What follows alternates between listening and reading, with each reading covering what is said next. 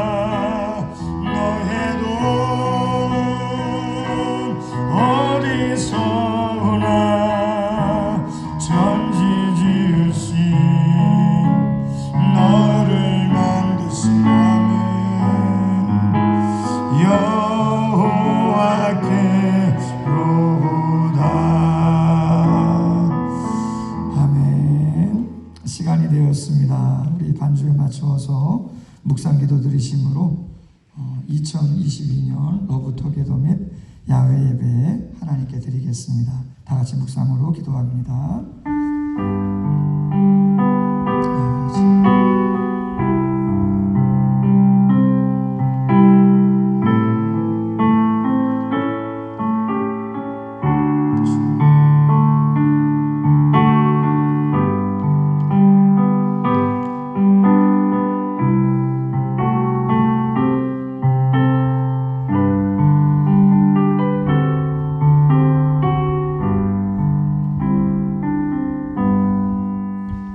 여호와를 경외하며 그의 길을 걷는 자마다 복이 있도다. 내가 내 손이 수고한 대로 먹을 것이라. 내가 복되고 형통하리라. 내 집 안방에 있는 내 아내는 결실한 포도나무 같으며 내 식탁에 둘러앉은 자식들은 어린 감람나무 같으리로다. 여호와를 경외하는 자는 이같이 복을 얻으리로다. 여호와께서 시온에서 내게 복을 주실지어다. 너는 평생의 예루살렘에 번영을 보며 내 자식의 자식을 볼지어다. 이스라엘에게 평강이 있을지로다. 아멘. 찬송가 70장 주 하나님 지으신 모든 세계 찬양하시고 우리 이도현 권사님 예배를 위해서 기도하시겠습니다. 등단해 주시면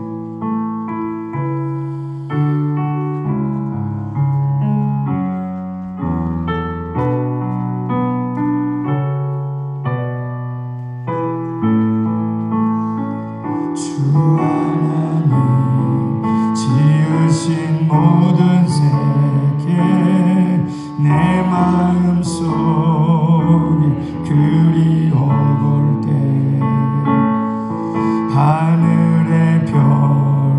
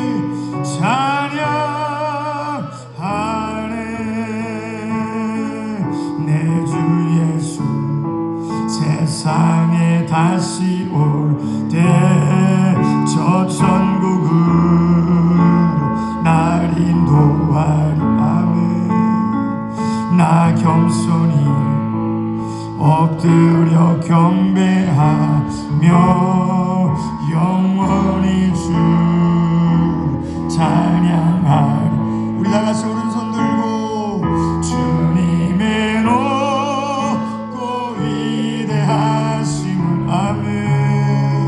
내 영혼이 찬양하네. 주님의 높고 위대하심을 내 영혼이 찬양하네.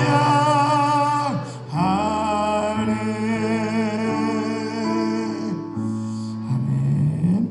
이도현 권사님 기도해 주시겠습니다.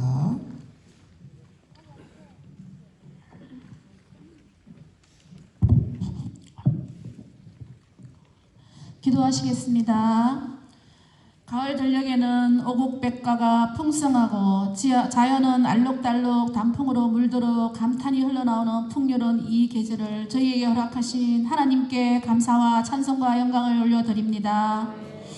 코로나 이후 3년 만에 야외에서 새신자 초청잔치 러버투게더와 종교인 야외 예배를 드리게 되었습니다. 화창한 날씨에 초청되어 오신 분들과 사랑하는 성도들의 함께 마음껏 예배드리고 즐겁게 보내게 허락하신 하나님 감사합니다. 오늘 초청되어 처음 오신 분들도 한마음 한뜻이 되어 즐겁게 보내시고 마음의 문이 활짝 열리는 시간이 되게 축복하여 주시고, 전 성도님들 오늘은 코로나로 움츠려 있던 모든 것 날려버리고 즐거운 시간 되게 하옵소서. 오늘 행사가 안전하게 잘 진행되게 인도해 주시옵소서. 행사 준비하신 손길들 애쓰고 수고 위에 위로와 축복하여 주시길 기도드립니다. 저희들 세상에서 빛과 소금의 역할을 감당하지 못하고 분주함으로 살다가 이 자리에 나와 있는 저희들 온전히 주님 안에서 살지 못한 것 용서하여 주시옵소서. 지난주 임직자로 피택되신 한 분 집사님과 5분 권사님들 교회를 위해 일꾼으로 세워주셨사오니 충성된 성령 충만하여 은혜로운 직분을 잘 감당하게 하옵소서. 다니엘 기도회가 11월 1일부터 21일까지 있습니다. 기도로 준비하여 성령님 역사하셔서 말씀에 은혜 받게 하옵소서. 11월에는 교회 김장 또한 김장을 하여 이웃 주민들에게 나눠주는 김장 나누기 행사에도 같이 동참하는 섬김의 마음들을 주시옵소서. 나만이 잘 사는 것이 아니라 섬김의 사역을 통해 예수님을 모르던 분들이 구원받는 역사가 있게 도와주시옵소서. 예수님의 사명, 이웃사랑을 실천하는 사랑을 그리는 교회 성도가 되게 하옵소서. 이제 얼마 남지 않은 수험생이 있습니다. 하나님 남은 기간 건강하게 좋은 컨디션과 지혜를 주시어 그동안 공부한 모든 것 잘 기억나게 하셔서 원하는 성적을 얻어 하고 싶은 공부를 할 수 있도록 인도해 주시길 간절히 기도드립니다.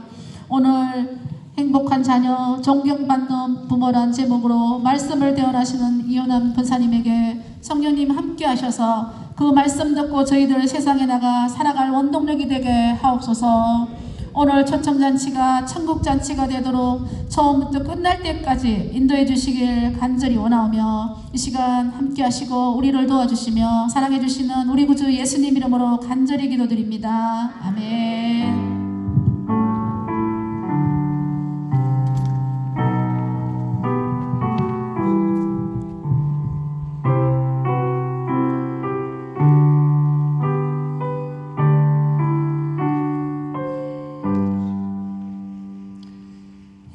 말씀 보겠습니다. 신약성경 에베소서 6장 4절, 또 데살로니가전서 5장 16절부터 18절에 있는 말씀 제가 봉독해 드리도록 하겠습니다. 또 아비들아, 너희 자녀를 노엽게 하지 말고 오직 주의 교훈과 훈계로 양육하라. 항상 기뻐하라. 쉬지 말고 기도하라. 범사에 감사하라. 이것이 그리스도 예수 안에서 너희를 향하신 하나님의 뜻이니라. 아멘. 오늘 귀한 시간을 맞아서 우리에게 말씀을 전해 주실 분은 서울 은혜교회 이유남 권사님이시고요.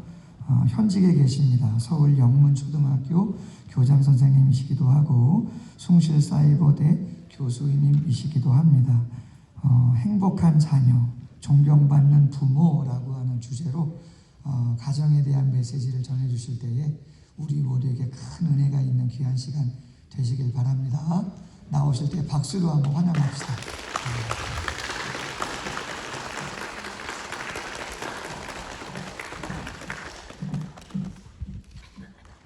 사랑합니다. 만남을 통해 사랑과 행복의 한계를 전해드리는 서울은혜교회 권사 이유남입니다. 야외에서는 마스크를 벗어도 된다고 하더라고요. 마스크 벗겠습니다. 미모가 가려질까봐 굉장히 걱정을 했습니다. 감사합니다. 일단 새로 오신 분 혹시 있으신가요? 예, 새로 오신 분들. 네, 이분들 정말 잘 오셨다고 환영의 박수부터 한번 드리고요.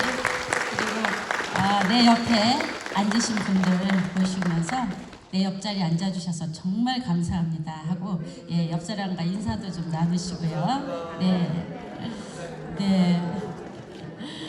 네, 감사합니다. 옆자리에 앉았다는 건 우연이 아니에요. 엄청난 하나님께서의 이유가 있으시더라고요. 자, 기도하고 시작하겠습니다. 고맙고 감사하신 아버지 하나님, 이 아름다운 계절에 이 좋은 장소에서 저희가 이렇게 귀한 만남으로 함께할 수 있도록 도와주시니 감사합니다. 우리가 이렇게 만난 것이 결코 우연이 아님을 저희는 알고 있습니다. 하나님, 이 시간 우리와 함께하여 주셔서 성령님이 인도하여 주셔서 전하는 자나 듣는 자나 함께 은혜 받게 하여 주시고 새로 오신 분들이 이 자리에 오실 때까지 얼마나 많은 분들이 눈물로 기도하여 이 자리에 왔음을 기억하게 하여 주시고 그들의 마음에 감동이 일어나게 해주시며 주님을 잘 만나는 시간이 되게 하여 주시옵소서. 부족한 자가 전합니다. 이 전하는 말씀이 그 말씀을 통해 교회가 살고 가정이 살고 우리 사랑을 그리는 교회를 통해서 지역사회가 사는 놀라운 역사가 일어나게 하여 주시옵소서. 이 시간 첫 시간부터 마치는 시간까지 우리 주님 홀로 영광받아 주시옵시고 온전히 함께하여 주실 것을 믿고 모든 것 우리 주 예수 그리스도 받들어 기도했습니다. 반갑습니다. 제 이름은 이유남이에요. 이름이 참 전 근대적인 이름이잖아요. 네, 왜 이유남이라고 졌을까요? 이유남. 네, 남동생 보라고. 네, 제가요 사연이 많은 집에 태어났습니다. 어머님이 둘이에요. 그리고 또 형제가 6종류의 형제가 있어요. 6종류의 형제면 6명이 아니라 6종류의 형제면 아빠가 같은 분, 엄마가 같은 분, 엄마 아빠가 같은 분, 뭐 등등 해서 6종류의 형제가 있는 그런 집입니다. 어머님, 아버님이 무슨 불륜을 저질러서는 아니고요. 먹고 살기 위해서 살다 보니 어머님 쪽은 아버님이 일찍 돌아가셨고 아버님은 아들을 낳아야 되는데 저희 큰어머님이 아들을 못 낳으셨어요. 딸 하나만 낳으시고 그리고 못 낳으셨습니다.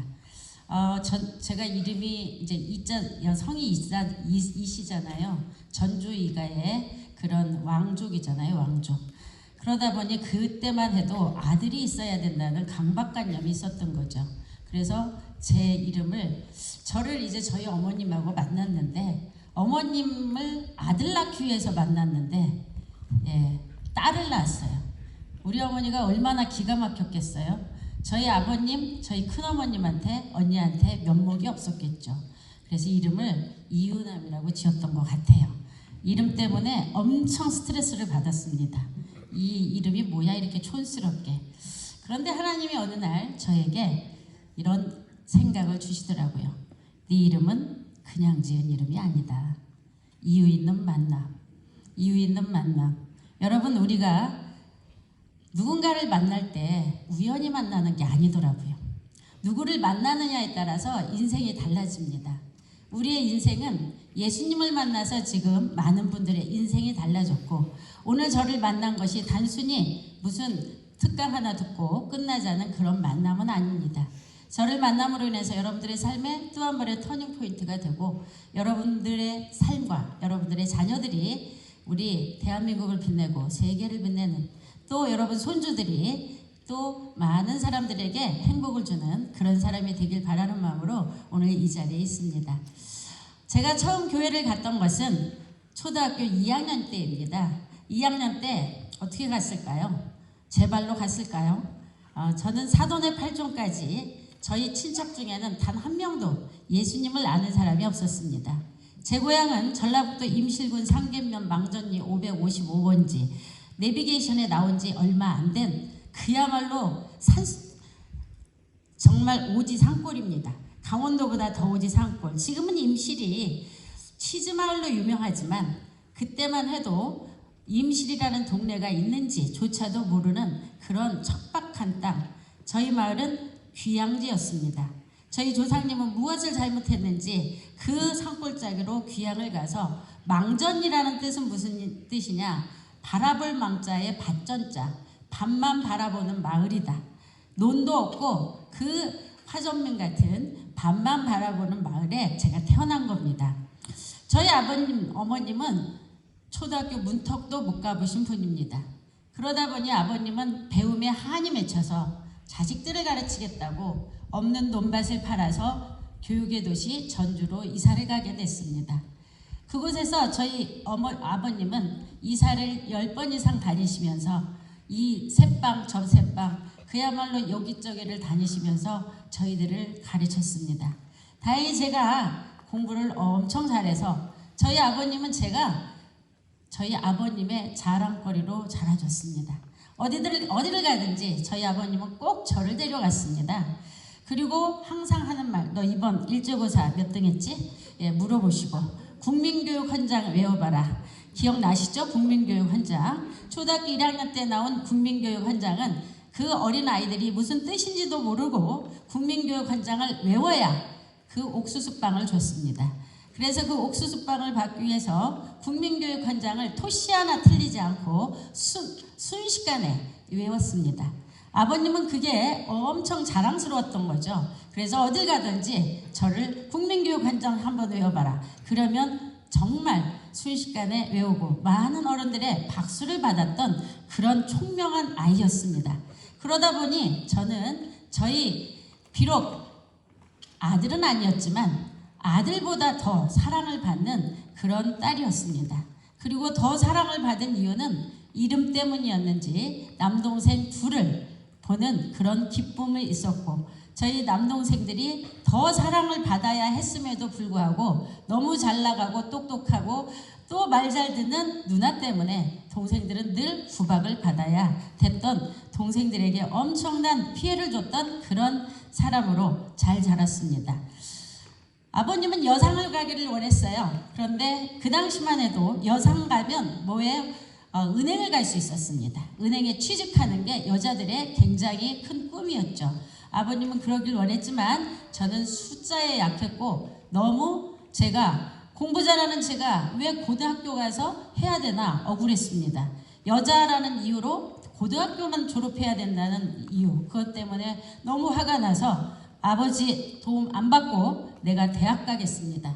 그래서 제가 대학을 가는데 그럼 대학을 갈 거면 전북사대를 가라. 전북사대. 거기 나와도 선생님 하는데 굳이 뭐하러 서울을 가느냐. 그런데 저는 아버지한테서 벗어나고 싶었어요. 동생들 같이 사는 거 싫었습니다. 그래서 제가 서울로 대학을 갔죠. 그리고 저는 서울에 우수한 성적으로 또 입학을 했고 거기서 공부 잘해서 장학금 받기 정말 어려운 학교에서 장학금을 받으면서 그렇게 다녔습니다. 서울에 올라갈 때는 너 서울 가서 어떻게 살 거야? 라고 아무 돈도 없는데 어떻게 할 거냐고. 그래서 제가 그때 어머님 아버님한테 큰 소리 쳤습니다. 가서 제가 과외해서 돈 벌어서 집에 용돈 보내고 그리고 동생들 용돈 보내주고 재학비 할 테니까 걱정하지 마시라고 큰 소리를 치고 올라갔는데 그 당시 제가 1980년도 대학 입학했습니다. 무슨 일이 있었죠? 80년도 광주 사태가 있었고 그리고 전두환 정권은 대학생들에게 과외를 못하게 하는 희한한 법을 만들었습니다. 그래서 저는 과외도 할 수가 없었고 그리고 5.18 사건이 나면서 저는 그야말로 학교가 갑자기 휴교령이 떨어집니다. 그리고 전주로 되돌아오게 되죠. 그때 정말 대학생으로서 알바할 때는 없었고, 그리고 어떻게 생계를 유지해야 되나, 이렇게 어려운 그런 과정 속에 제가 처음 식당을 가서 알바를 했습니다. 그 당시에 시식코너라고 하는 데가 있었어요. 지금으로 말하면 음식백화점인데 전주에 그게 처음 들어온 겁니다. 대학생이, 그것도 여대생이 거기에 가서 아르바이트를 하는 것은 있을 수 없는 그런 일이었어요. 지금은 우리 대학생들이 그런 일을 많이 하지만, 그래서 저는 그 음식점에서 여대생이 와서 우리 식당에서 일을 한다. 그러다 보니까 저를 보기 위해서 거기에 수많은 사람들이 손님을 유치하는 홍보 효과를 제가 누렸다는 거죠. 그러니까 얼마나 사랑을 받았겠습니까? 어찌됐든 제가 이렇게 해서 대학을 졸업하고 저는 초등학교 교사가 되었습니다. 그게 19살 때였습니다. 학교를 일찍 가서 성년도 되기 전부터 제가 학교를 이제 선생님이 되었는데 또 얼마나 열심히 했겠습니까? 우리 반 애들 공부 잘하고 숙제 잘하고 또 공개 수업은 도맡아서 하면서 저희 반 수업이 동영상이 전국에 배포되는 그런 반이 되었습니다. 엄마들 사이에 제가 인기 짱이었죠. 12월 달쯤 되면 우리 동네 엄마들이 전부 뭐를 해요? 새벽 기도를 들어가죠. 왜 새벽 기도 들어갈까요? 내년에 저 담임 되게 해달라고. 그래서 제가 3월 달 제가 담임이 되면 엄마들이 거하게 쏩니다. 우리 선생님 잘 만났다고 거하게 썼던 그런 선생님이었습니다. 그리고 저는 두 번째 해에 누구를 만났느냐? 저희 시누이를 가르치게 됐습니다. 저희 시누이가 저희 반에 왔는데 그 시누이가 얼마나 못됐던지 그 시누이를 엄청나게 잡았지요, 제가. 그리고 제대로 된 아이를 만들어 놨더니 우리 시어머님 되시는 분이 여지껏 만난 선생님 중에 제일 우리 아이를 잘 가르친 선생님이라고 해서 저한테 엄청 잘하더라고요. 그래서 저는 엄청 잘해주는 그분이 참 따뜻해서 고마워서 어느 정도로 잘해주셨냐, 제가 그 방학을 하면 전주로 내려오죠. 그리고 자취방으로 돌아가려면 저희 어머님이 사람을 시켜서 보일러를 연탄불을 지펴놓고 방을 다 청소를 해놓고 이불을 깔아놓고 그렇게 했던 지극정성, 그리고 반찬을 다 우리 집에 갖다 놓는 그런 분이셨습니다. 얼마나 제가 고마웠겠어요. 그게 이제 저희 시누이를 한 학년 올려보내고 담임이 아니었을 때입니다. 담임일 때는 부담스러워서 제가 못하게 했었거든요. 그런데 나중에 보니까 그게 다 흑심이 있었더라는 거죠. 어느 날 누구 아들을 소개시켜 주더라고요. 그래서 보니까 백마 타고 온 왕자였어요. 어찌나 잘생겼는지. 제가 사귀던 남자를 내버리고 그 백마 타고 온 왕자한테 결혼을 했습니다. 그럼 제가 선생님이었고 또 시어머님은 저한테 엄청 잘해서 시집가도 계속 잘할 줄 알았죠. 그런데 시자가 붙는 순간부터 많이 달라지시기 시작하더라고요. 어쨌든 이렇게 해서 아이 둘을 낳았어요. 둘을 낳았는데 저는 저희 집 아이들을요, 제가 어린 시절에 돈 없고 힘들고 그랬잖아요. 그러니까 우리 집 애들은 고생 안 시켜야 된다라는 생각을 했죠. 그래서 저희 집 아이들을 열심히 제가 가르쳤어요. 저의 자랑거리로. 여러분, 저의 자랑거리로 가르치려면 몇 가지 객관적 증거들이 필요하죠. 뭘 잘해야 자랑하죠? 일단 학생의 본보는 공부예요. 공부 못하는 것들은 이거 다 직무위기, 이것들은 다 잡혀가야 되는 것들, 인간으로 태어나가지고 공부를 못할 수가 있어. 개 돼지도 아니고. 저는 이해할 수가 없었어요, 공부 못한다는 사실. 자, 두 번째 뭐가 필요해요? 상장 받아와야 돼요. 상장. 세 번째는 또 뭐가 필요해요? 애가 임원이 돼야 돼요. 애가 회장이면 부모도 회장이더라고요. 그래서 제가 이 세 가지가 주력 상품이었어요. 열심히 주력하다 보니 칼퇴근을 하고 맨날 집으로 총알처럼 달려가요. 뭐 하러 가죠 지금? 애들 잡으러 가는 거예요. 집에 도착하자마자 제가 하는 말은 매일 똑같았어요. 알림장 갖고 와, 숙제한 거 갖고 와, 그리고 검사부터 시작해요. 애들은 이런 말을 참 많이 하더라고요. 엄마 숙제가 너무 많아요. 어려워서 다 못했어요. 엄마 딱 보니까 30분이면 끝나겠다. 놀았지, 딴짓했지. 그리고 들어가서 제가 맨 처음에 하는 짓이 있었는데 텔레비전 위에 울렸어요. 왜 울렸을까요? 예, 뜨거워진 정도에 따라 시청 시간을 가늠할 수 있었죠. 30분 받구나. 1시간 넘었네. 불난다. 불나. 네가 이러니 숙제를 못했지. 엄마 뭐라 그랬니? 엄마 도착하기 전까지 숙제 다 끝내놓으라고 했니 안 했니? 지금 숙제 끝나고 할 일이 한두 가지 아니지. 너 지금 야 숙제 끝나고 지금 책도 읽어야지 문제집도 풀어야 되고 얼마나 할 일이 많은데 여지껏 숙제하는 거 뭐 했어? 그리고 쏘아 붙입니다. 두 아이가 고개 푹 숙이고 양쪽 방에 들어갑니다. 갑자기 옷을 벗다 또 생각이 나네요. 오늘은 시험을 본 날이잖아요. 야, 너희 시험지 가져가, 시험지. 그리고 재촉을 합니다. 두 아이가 꿈을 가지고 시험지 뭐 봤을까요? 뭐 나왔는지 하나도 안 중요해요. 저한테 중요한 건 점수 마음에 안 드네요. 뒤적거려요. 뭘 볼까요? 맞은 건 절대 안 봐요. 뭐만 봐요? 틀린 거. 그리고 이렇게 말하죠. 두 개 왜 틀렸어? 엄마 뭐라 그랬니? 문제 끝까지 읽으라고 했지. 아유, 아닌 것을 왜 긴 것이라고 읽어가지고 내가 어려운 거 틀렸으면 말을 안 한다. 말을 안 해. 세상에 점수 주려고 낸 문제 이딴 걸 틀려? 너 눈 삐었어? 너 학원 얼마짜리 다닌 줄 알아? 그리고 야단을 치죠. 그리고 또 두 아이 양쪽 방에 또 들여보냅니다. 그리고 이제 저녁 준비하죠. 오색 빛깔 빛나는 식탁 준비해요. 전주 사람이잖아요. 해본 가락은 전혀 없어요. 먹어본 가락이 좀 있죠. 위각이 뛰어납니다. 열심히 준비하다가 또 갑자기 생각이 나네요. 야, 너희 다시 나와봐. 아, 왜 또 불러요? 야, 문자 봤더니 학원 늦었더라. 학원은 10분이나. 뭐하다가 학원은 10분씩이나 늦었어. 엄마가 학원은 숨 고르고 있다가 숨 고르고 있다가 설명드리라고 했지. 헐레벌떡 뛰어가가지고 10분씩 늦으면 중요한 거 다 놓치고 뭐 어떡 하니? 10분 늦었으면 얼마 손해봤는지 나누게 해봐. 가끔 나누기도 시켜봤습니다.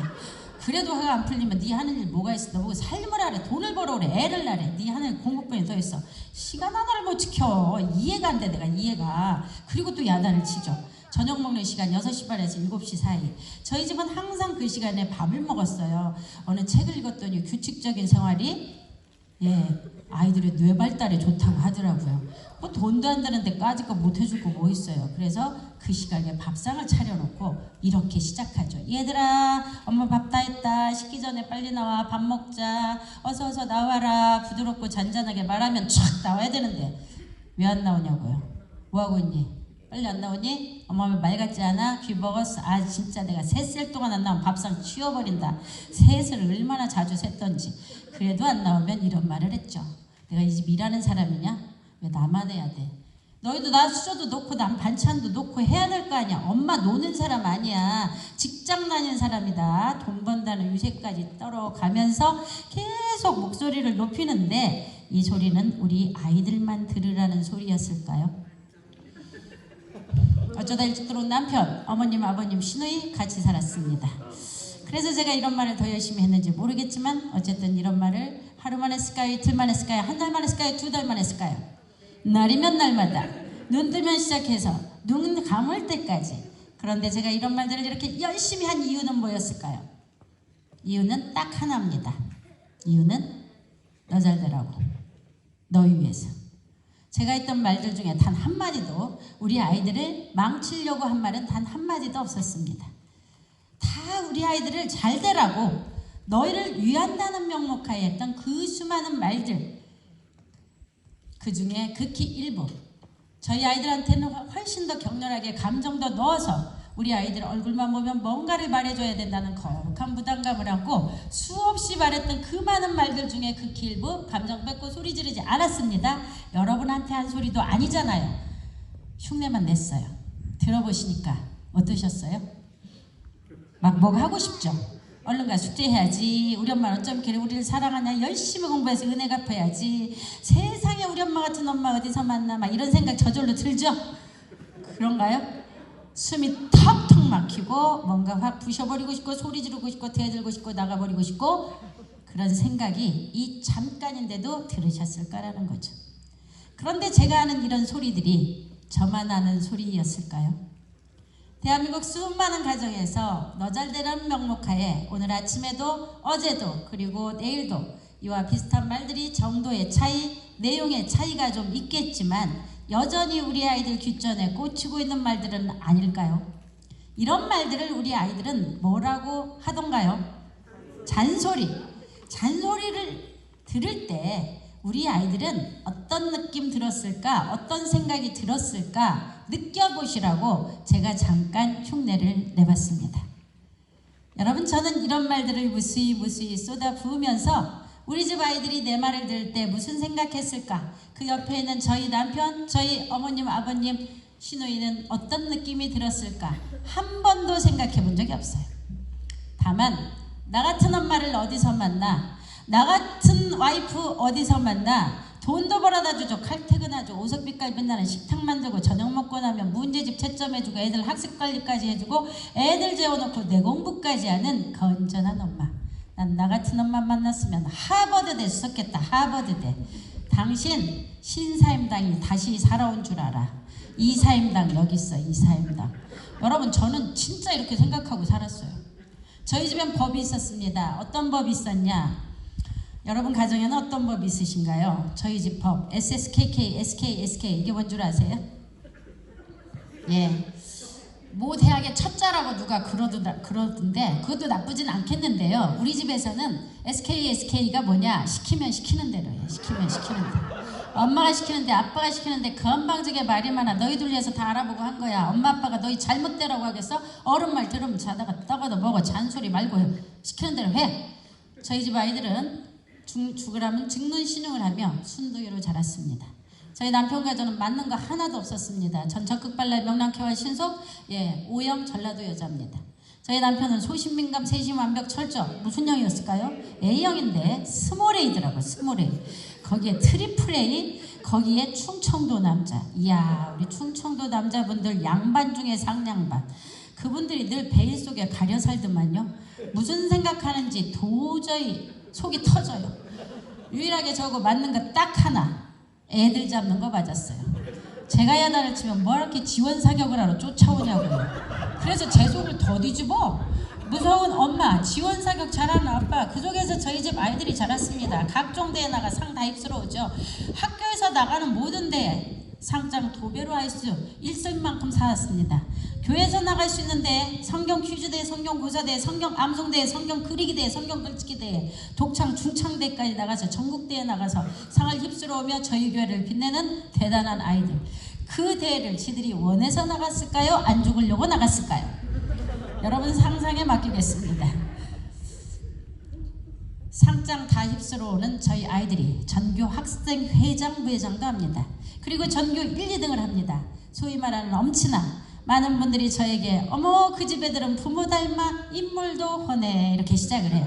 공부도 잘해 말도 잘 들어. 아니 어떻게 키우면 저렇게 잘 키우냐고 제 어깨에 힘을 주기에 충분한 저의 자랑거리로 잘 자라줬습니다. 여러분 저는 저처럼 키우면 영원히 잘 되는 줄 알았어요. 그런데 저의 양육 방법에는 유효기간이 있다는 사실을 몰랐습니다. 유효기간이 오더라는 겁니다. 언제까지였을까요? 요즘 아이들 저처럼 키우면 초등학교 5, 6학년 넘기기 매우 어렵습니다. 우리 젊은 분들 명심하시기 바랍니다. 1학년 때부터 벌써 조짐이 보이는 애들이 있어요. 자, 그런데 저희 집 애들이 지금 30대 초반입니다. 그 시절에는 중학교 2, 3학년까지는 가죠. 저희 집 애들이 좀 더 갔어요.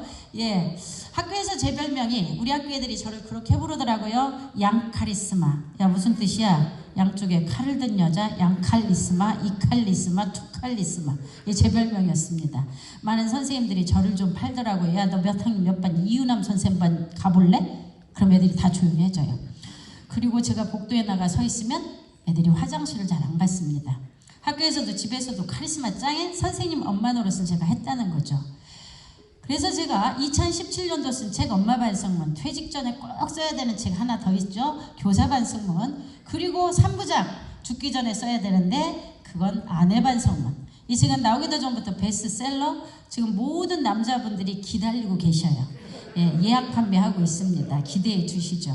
어쨌든 그래서 그랬는지 우리 집 애들은 중학교 넘깁니다. 고등학교 1학년, 2학년 드디어 고3이 됩니다. 저희 아들이 고3 3월달 전국 모의고사를 받습니다. 전국 모의고사에서 저희 아들은 제가 원하는 전국상위 몇 % 딱 끊어주고 전 과목 내신 1등급을 유지합니다. 여러분 이대로 가면 어디 갈까요? 제가 원하는 모대학 가겠죠.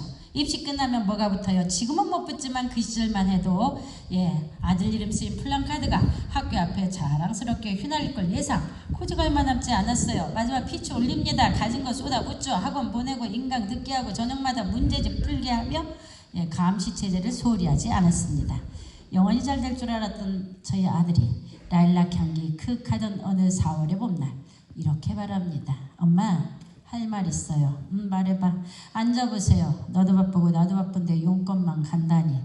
엄마 할 말 길어요. 너 지금 말 길게 할 때가 아니야. 너 지금 들어가 인강 학교 숙제 학원 숙제 할 게 얼마나 많은데 우리 말 길게 하는 건 대학 가서 하자. 야 얼른 말해 빨리. 엄마 바쁘다. 여러분 제가 우리 아이들 키울 때 제일 많이 한 3단어 있었습니다. 그게 뭔 줄 아십니까? 첫째 얼른, 둘째 빨리, 셋째 바빠. 저는 매일 아침 이렇게 시작했어요. 야 얘들아 빨리빨리 일어나 늦었어. 야 얼른 옷 입어, 얼른 세수해, 얼른 밥 먹어, 얼른 양치하고, 얼른 책, 얼른 나가. 너희가 나가야 엄마가 나갈 거 아니야. 그리고 교실 가서 또 했습니다. 야 얼른 아침 자습하고 얼른 책 꺼내. 야 얼른 줄 맞춰, 얼른 알림장 좀 얼른 나가. 너희가 나가야 선생님 정리하지. 그리고 집에 가서 또 합니다. 야 얼른 저녁 먹어, 학원 갔다 와, 얼른 숙제, 얼른 야 일기 쓰고, 얼른 야 얼른 가방 챙겨, 얼른 자. 그래야 내일 아침 일찍 일어날 거 아니야. 아 진짜 지 아빠 닮아가지고 저녁상 없어서 나를 이렇게 매일 힘들게 하는지 몰라. 이것들이 그냥 아침 점심 저녁 나를 힘들게 해. 여러분 아침 점심 저녁 얼른 빨리 바빠. 지금 되돌아보면 뭐가 그렇게 바빴을까요? 학교하러 빠지면 하늘이 무너졌을까요? 코로나 시대 우리 아이들 학교 안 와서 다 죽은 줄 알았더니 전부 살아서 오더라고요. 부모가 좀 힘들어서 그렇지 아무 일도 없었어요. 학원하러 빠지면 땅이 갈라졌을까요? 뭐가 중요한지도 모르는 채 얼른 빨리 바빠를 외치면서 아이들을 들들들들 볶았습니다. 그날도 저는 이 3종 세트를 날리며 우리 아이에게 눈도 마주쳐주지 않았습니다. 아이와 눈을 맞추고 아이의 말을 들어주는 것보다 우리 아이의 늦게 온 아이를 뭔가를 먹여야 해서 뭔가를 시켜야 된다는 거룩한 부담감에 그렇게 간식을 준비하고 있는 엄마 뒤통수에 대고 아들이 한 말입니다. 엄마 나는 왜 학교 다녀야 돼요? 제가 꼭 대학 가야 하나요? 대학은 제 인생에 어떤 의미가 있는 걸까요? 엄마, 저 힘들어요. 지쳤어요. 쉬고 싶어요. 저 쉬었다가 나중에 검정고시 와서 대학 가면 안 되나요? 라고 말한 게 고3 4월 말이었습니다. 여러분 고3 4월 말 전교 1등도 하고 그 학교에 임원도 하고 그 학교 유망주인 아들이 학교를 그만두겠다고 합니다. 이 사태 수습을 어떻게 하실지 2분씩 짝지어 실습 들어가겠습니다. 한 분은 아이 하시고 한 분은 어른을 하시고 아이의 마음도 느껴보시고 어른의 마음도 한번 느껴보시고 어떻게 하실지. 고3 4월 말 전교 1, 2등 하던 놈이 갑자기 학교를 그만둔대. 어떻게 하실 거예요? 빨리 해보세요. 네. 사태 수습 잘 되겠죠? 예, 우리 학생 역할 하신 분들 그냥 계속 다니실래요? 때려칠래요? 예. 여러분 인생을 살다 보면 우리 아이들이 우리 가족들이 우리가 원하지 않는 일을 하겠다고 해서 우리 속을 뒤집곤 합니다. 이런 갈등의 상황, 이런 힘든 상황이 올 때 우리는 너무나 힘들게 가다 보면 이게 왜 이 일이 왔는지를 생각해야 되는데 그 문제를 해결하기 위해서 거기에 집중을 하고 그러다 보니 제가 그렇게 하는 우리 아들한테 어떤 짓을 했을까요? 있는 잔소리 없는 잔소리 너 잘되라는 소리를 퍼붓기 시작했습니다. 그랬더니 그 순둥이 아들이 어느 날부터 말대답을 시작했고 며칠이 지나니까 A씨 양념으로 따라오고 며칠 지나니까 17, 18 왔다 갔다. 그 소리가 처음 들을 때는 매우 충격적이었으나 계속 듣다 보니까 들을 만은 했습니다만 얼마나 제 속이 뒤집어졌을지 5월, 6월, 7월, 8월 저희 집에 얼마나 많은 사건들이 있었을까요? 그 수많은 사건을 뒤로하고 저희 아들은 고3 8월 31일 자퇴서에 도장을 찍게 됐습니다. 도장 찍던 날 아이의 인생, 제 인생, 우리 가족의 미래 행복 다 끝났다고 생각이 들었어요. 절망과 고통 속에 시금전폐하고 한숨 들이쉬고 내쉬고 있는데 강남의 유명한 모여고를 다녔던 저희 딸은 당시 고등학교 2학년. 어느 날 저에게 엄마 저도 할 말 있어요. 말하지 마. 엄마 죽을 것 같아. 그냥 들으시죠. 잘 나가는 오빠도 학교를 그만두는데 덜 나가는 나는 왜 다녀야 되냐고. 덜 나가는 나는 나도 그만두겠다고 학교를 등교를 거부합니다.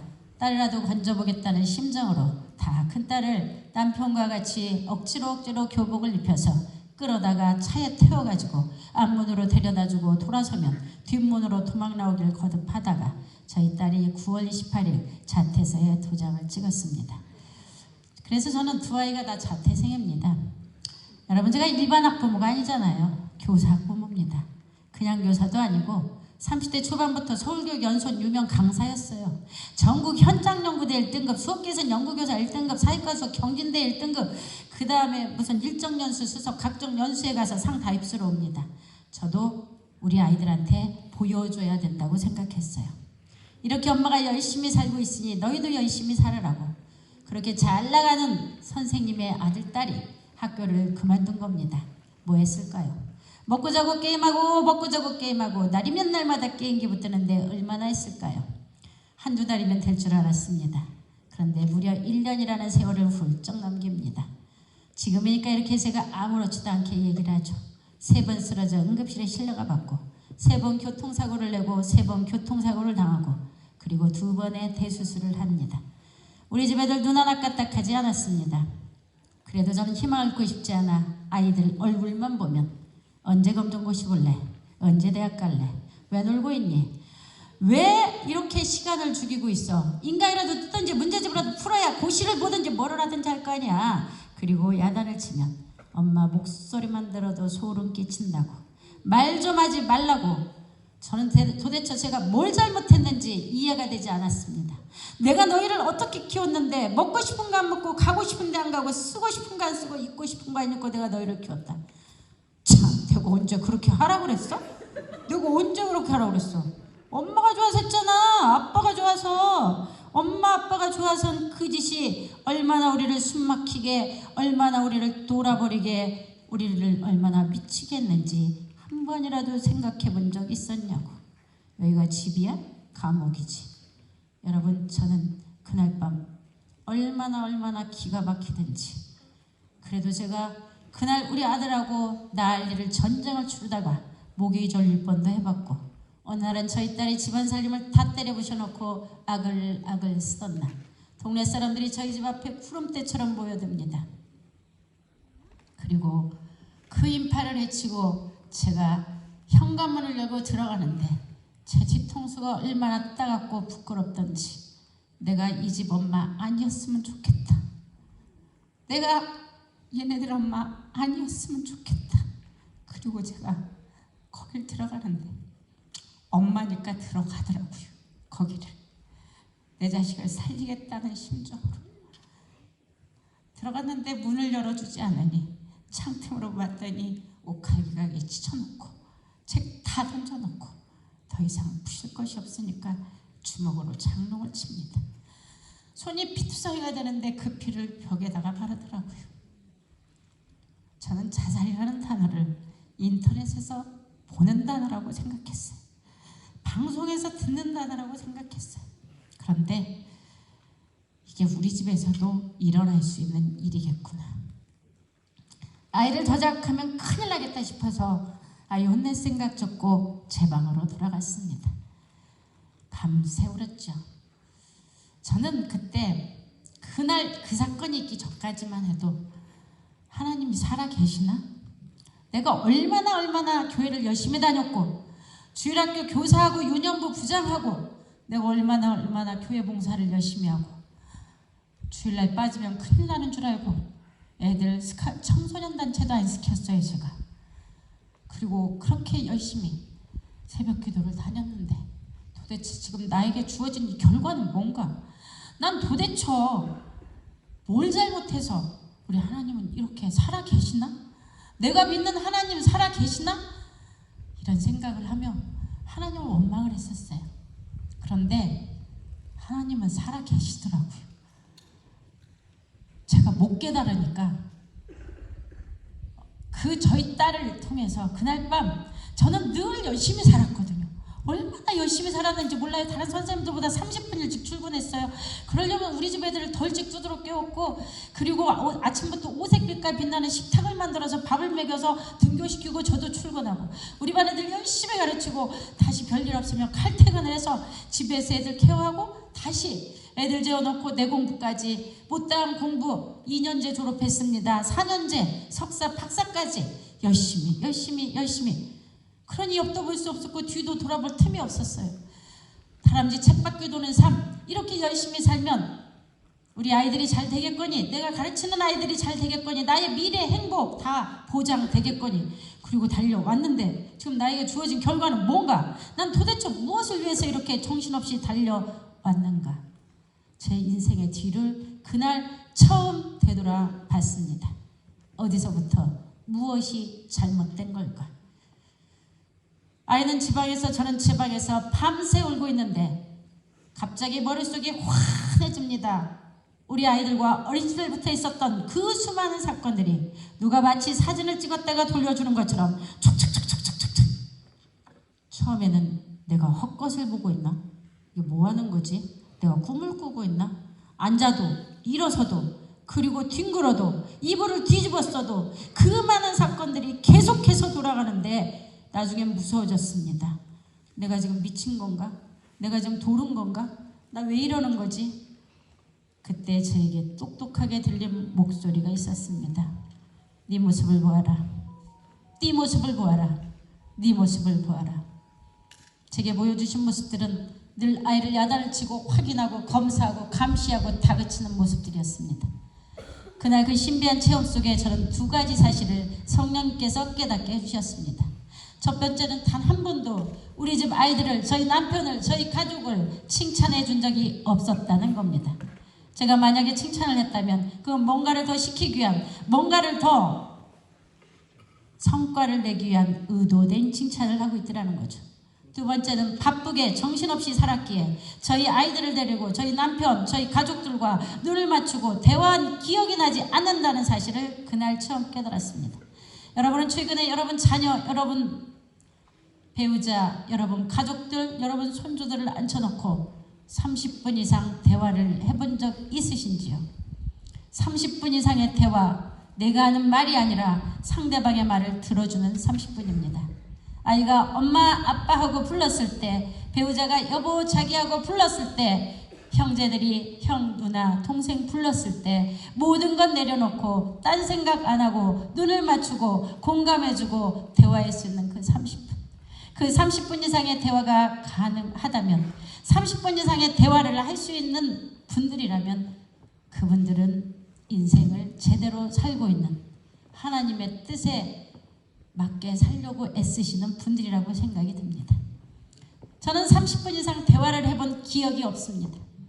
아니 3분도 채, 아니 3초도 채. 아이가, 제가 퇴근을 하고 집에 돌아올 때 가끔 이런 말을 합니다. 엄마, 오늘 학교에서 이런 일이 있었는데. 알았어, 됐어. 너 지금 학원 시간 늦었어. 빨리 가. 너 빨리 숙제 다 아직 못했지? 얼른 빨리. 야, 숙제해. 나중에. 입을 틀어박았습니다. 남편이 가끔 회사에서 돌아와서 저한테 말을 붙입니다. 여보, 우리 회사에서 오늘 이런 일이 있었는데, 여보, 회사 일은 회사에서 끝내. 뭘 집에까지 가지고 와. 나도 머리 아파. 우리 학교에. 그리고 입을 틀어박았습니다. 그리고 바쁘다고 겪고, 그리고 시간이 없다고 했습니다.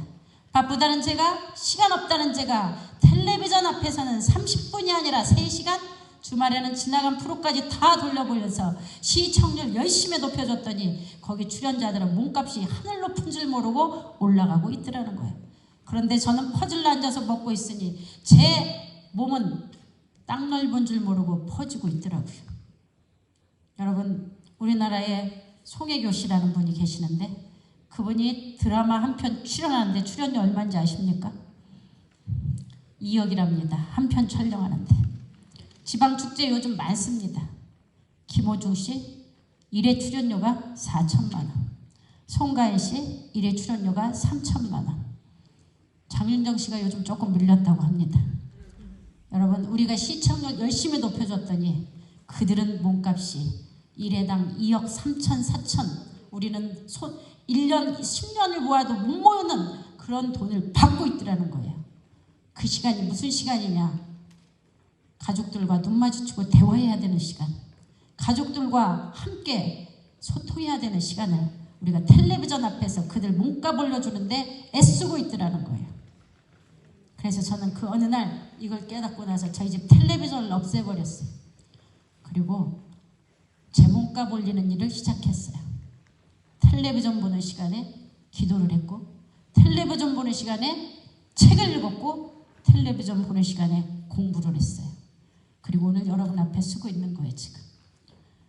여러분, 제가 시간 없다면서, 바쁘다면서 친구들하고는 30분이 아니라 3시간?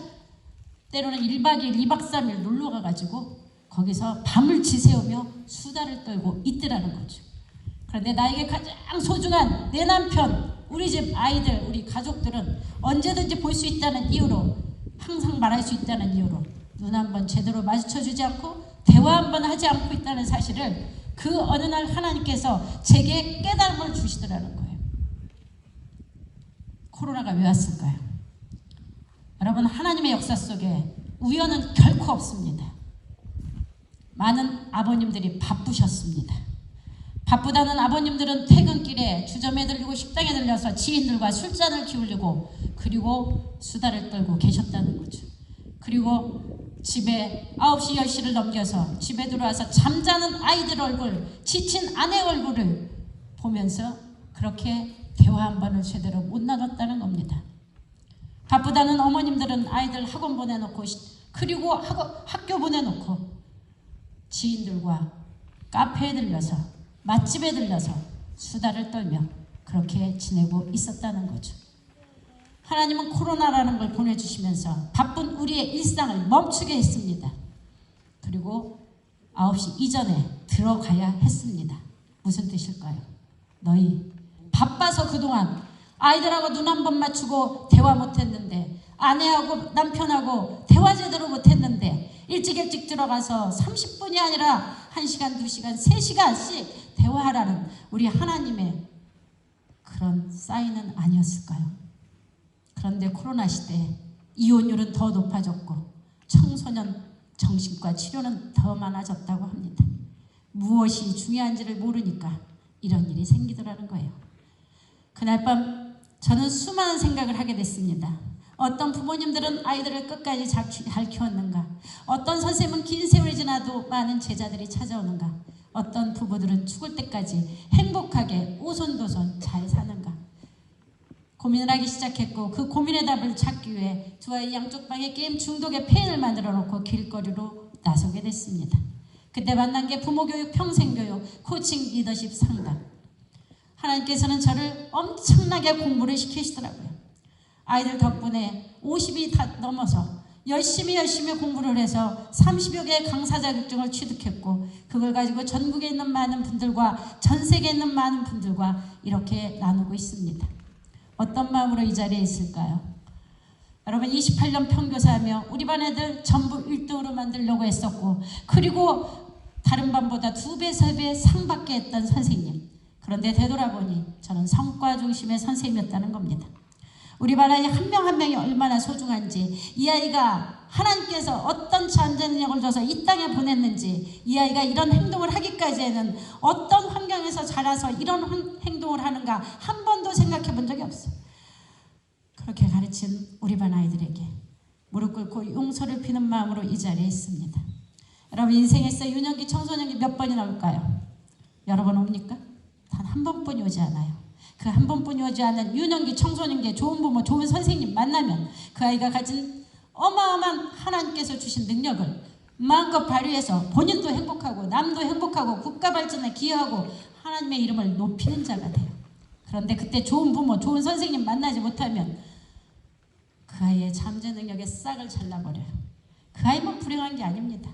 남까지 불행하게 하는 무서운 범죄인으로 키우더라는 거예요.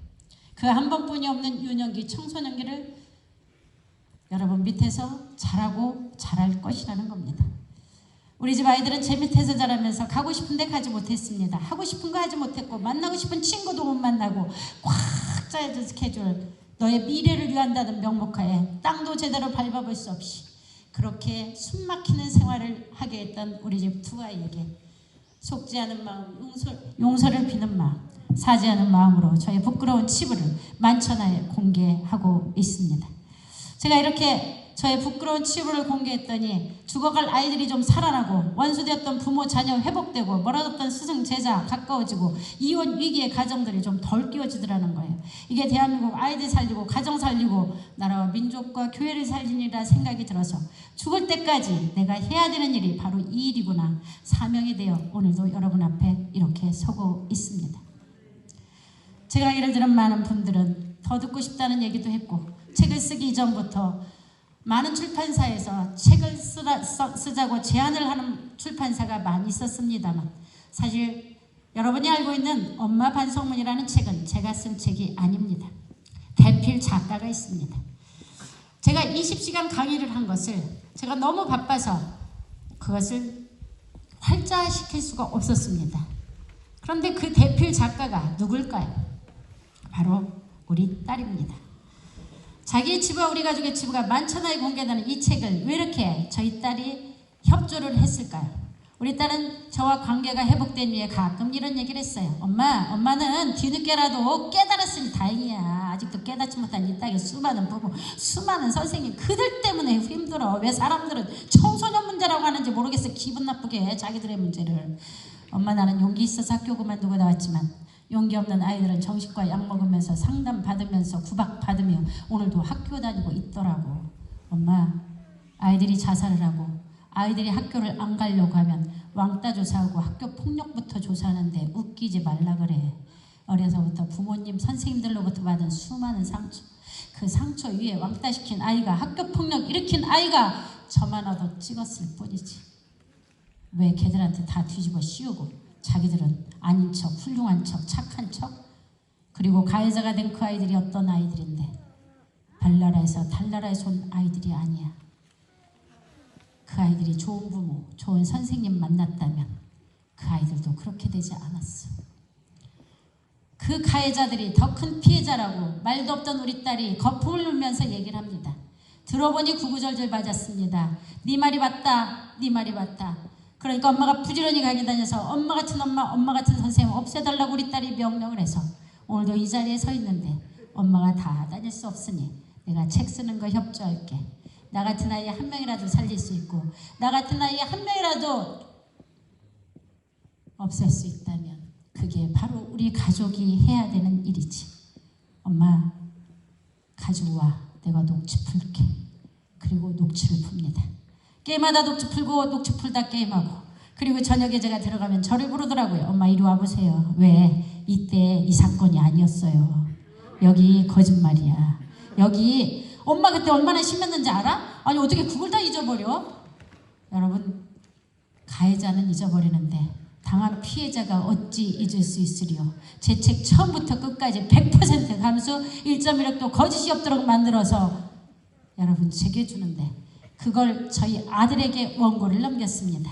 아들, 네 치부와 우리 가족의 치부가 만천하에 공개되는 이 책이 세상으로 나갈 텐데 너는 이 책을 어떻게 할 건지 네가 마지막 결정을 해다오. 아들에게 원고를 넘겼더니 아들이 그 원고를 꼼꼼하게 체크를 하더니 어느 날 저를 부릅니다. 어머니, 제가 추천사 써드리겠습니다. 제 책 맨 뒤에는 수많은 분들의 추천사가 있는데 저희 아들이 써준 추천사가 있습니다. 아들이 이렇게 써놨더라고요. 전 아직 결혼 전이라 잘 모르겠지만 부모로서 반성하는 일은 쉽지 않은 일일 것입니다. 이 책은 단순한 이론서가 아닌 체험을 수반한 책입니다. 실제로 저희 어머니는 많이 달라지셨고 그로 인해 제 삶도 달라졌습니다.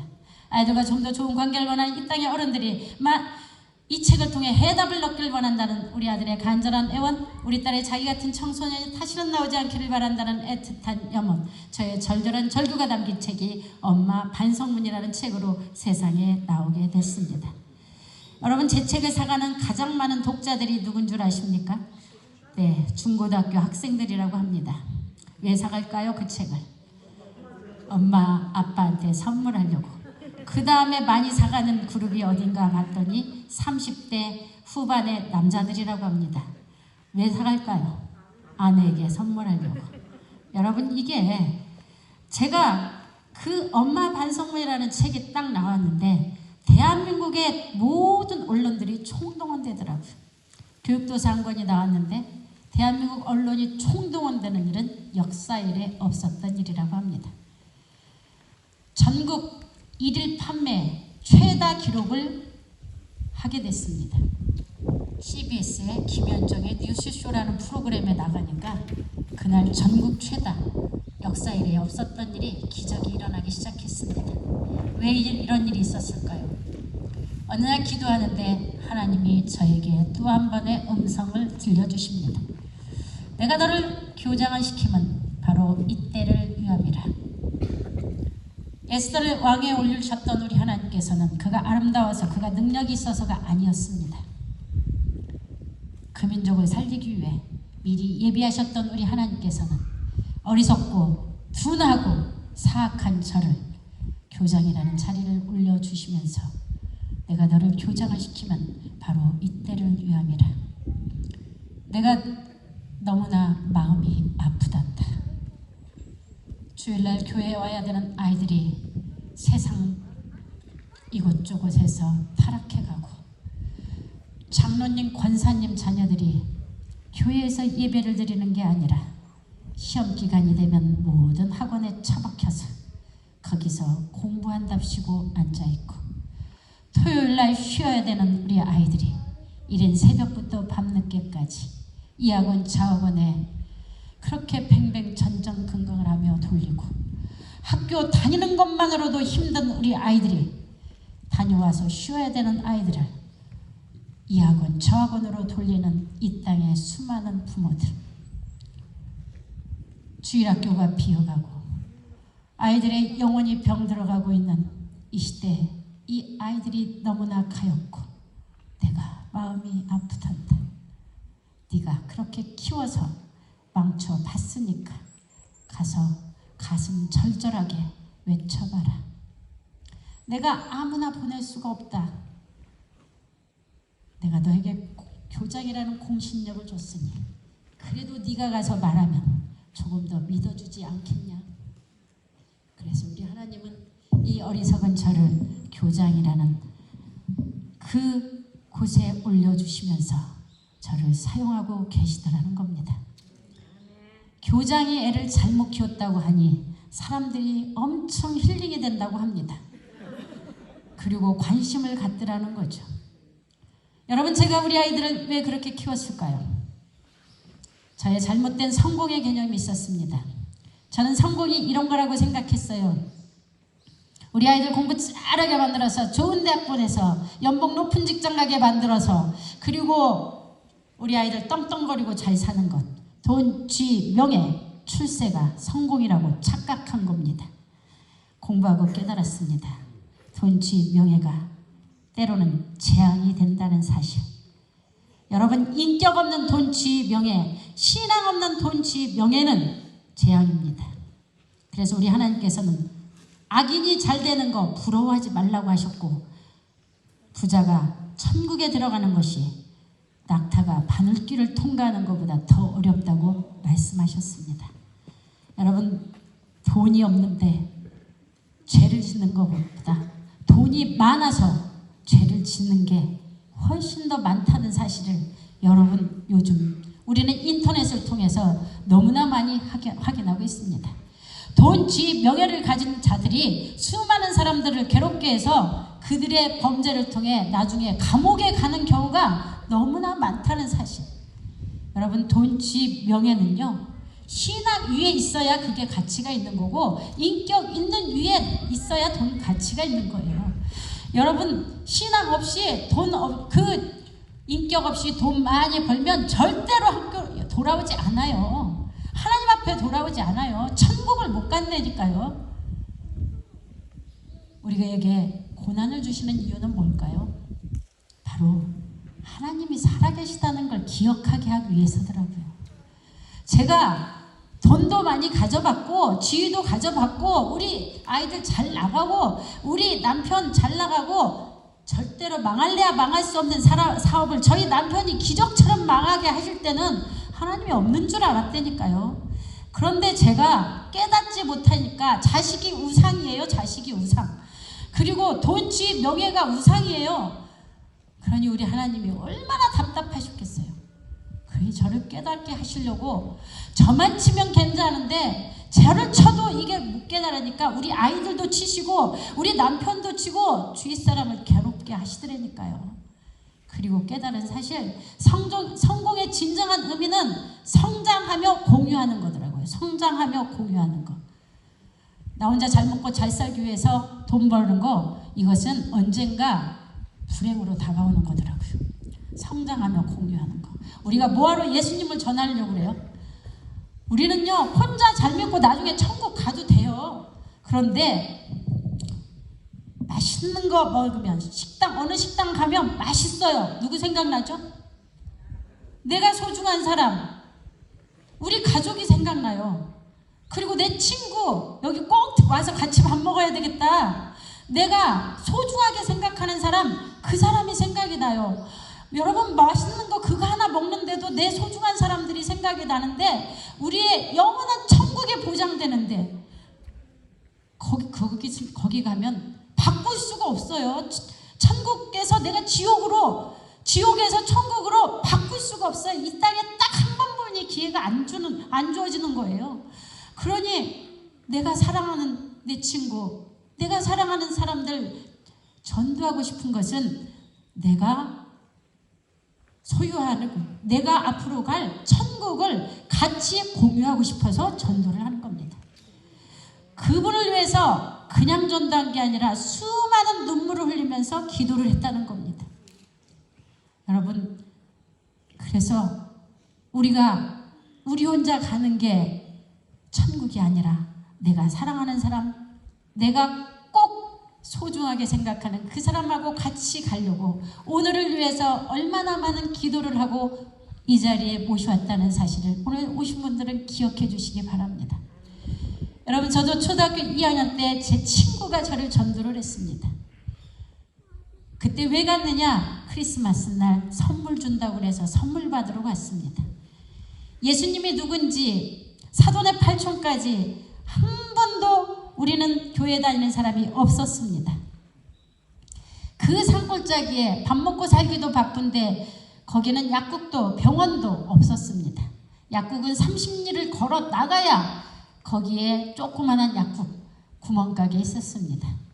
여러분, 그 30리 걸어 나가니 우리는, 그래서 저희 가족들은, 저희 친척들은 약 200여 가족이 거기에 다 모여서 전주 이가가 집성촌을 이루어서 살았어요.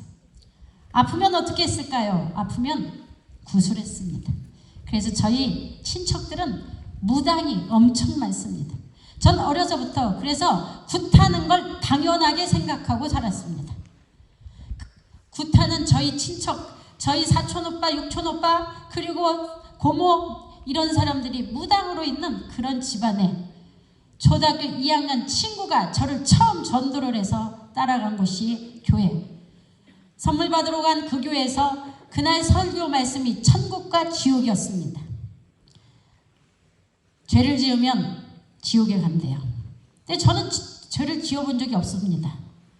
제가 엄마 말 잘 들었고 공부 열심히 했고 숙제 잘했는데 내가 무슨 죄를 지었어요? 그저 천국에 간다고 확신했죠. 그런데 그날 설교 말씀은 저에게 매우 충격적이었습니다. 친구를 미워한 거, 형제하고 싸운 거, 엄마한테 거짓말한 거, 친구들 괴롭힌 거 다 죄랍니다. 저는 공부 잘한다는 이유로 늘 친구들의 제왕이었습니다. 그 초등학교 2학년짜리가. 내가 소꿉장난을 할 때 내가 엄마 할 거야. 엄마 시켜야 됩니다. 나 아빠 할 거야. 시켜야 됩니다. 안 하면 확 엎어버리고 옵니다. 너희 다 들어봐. 그리고 구슬치기, 딱지치기 하면 제가 따야 됩니다. 못 따면 절대로 아이들을 집에 보내지 않았습니다. 우리 엄마가 빨리 오라 그랬어. 빨리 가야 돼. 안 돼. 너 내 거 땄잖아. 그럼 너 다 가져. 난 이렇게는 안 가져.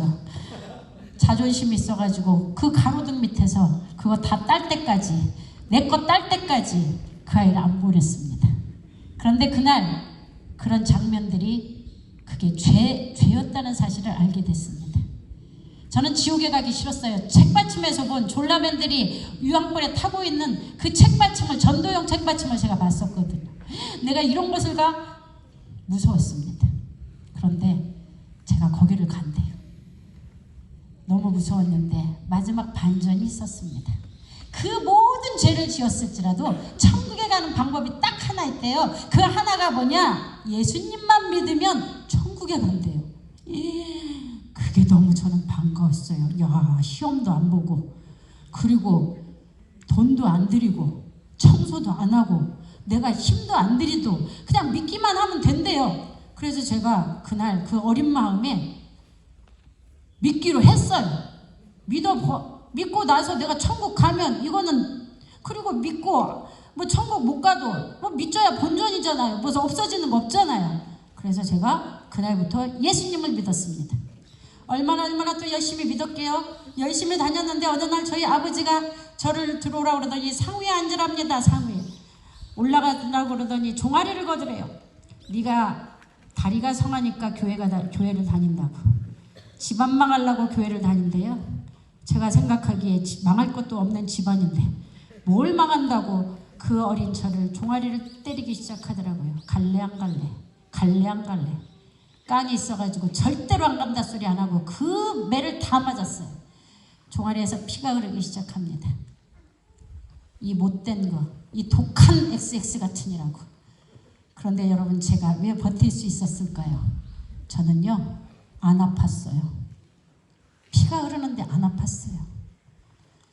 사자굴에 넣은, 다니엘을 사자굴에서 그 입을 막아주셨던 하나님께서 제 다리에 피가 흐르는데 아프다는 걸 느끼지 못하게 하시더라고요. 그리고 저는 절대로 안 간다 소리 안 하고 그 뒤에도 교회를 열심히 다녔습니다. 아버지 몰래. 그리고 교회 갔다 오면 무슨 짓을 했을까요? 엄마 아버지 없을 때 동생들을 쭉 앉혀놓고, 그 남동생 앉혀놓고 그 밑에 여자동생 하나 더 있었습니다. 동생 셋을 앉혀놓고 부흥회를 시작했어요. 교회에서 배운 거 다 와서 스토리텔링 제가 잘하고 설교 말씀 전해주고 찬송가도 가르쳐주고, 그리고 통성기도 시켰죠. 기도 제목은 3가지. 우리 가족 전부 다 교회 가는 거, 저희 엄마가 많이 아프셨는데 2번째는 엄마 낫게 해주시는 거, 3번째 우리 집 부자 되는 거. 그리고 그걸 열심히 기도시키고 마지막 마무리 기도까지 했던, 그때부터 부흥 강사 기질이 있었다는 거죠.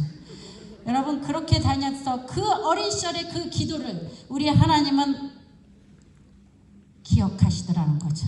그 어린아이들의 기도를. 저희 어머님 나중에 교회 다니셔서 새벽 기도까지 다니시고, 그리고 지금은 천국에서 전류에서 또 기도하고 계실 겁니다. 저희 여자 형제가 넷인데 여자 형제 넷이 다 권사가 되었습니다. 여러분, 우리 하나님께서는 그 어린아이의 기도를 기도하고 기억하고 계시더라는 거죠. 여러분, 그렇게 죽은 줄 알았던 우리 하나님께서 우리 아이들을 통해서 저를 기억하게 하시더니 그 아이들이 저의 기도를 통해서 다시 회복하게 하시더라고요.